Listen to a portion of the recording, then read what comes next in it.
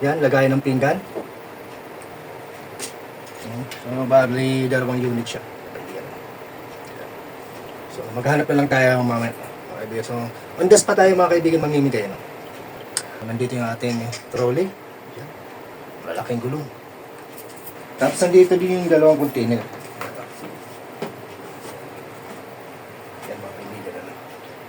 So, ito yung ginamit namin nakaraan nung kami ay wala pa ng sariling metro ng tubig. Yan. E ngayon, dahil mayroon na kami, so, yan. Pamimigay na lang natin yung container dito mga kaibigan. Marami akong container dito sa bahay mga kaibigan. Nasa siguro ito, mga 6 na piraso. Yan, 6 na piraso. Wala kang container? Wala. Ayan, so hindi na mahirap magano. So mga kalobin, ano, bibigyan na natin yung... Magpili ka na lang dito ate. Pili na lang dyan ate kung ano yung gusto mong container dyan.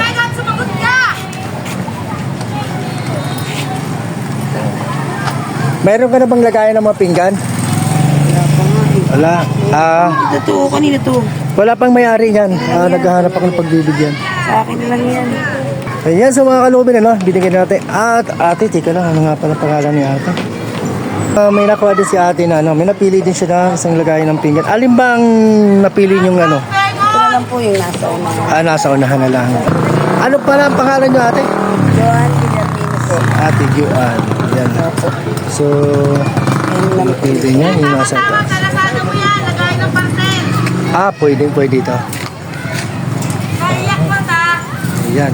So, yan mga kaibigan, ano, binigyan natin kay ate yung lagayan ng pinggan at saka isang container. Ayan, sige. Salamat ate. Thank you po, sir. Ayan.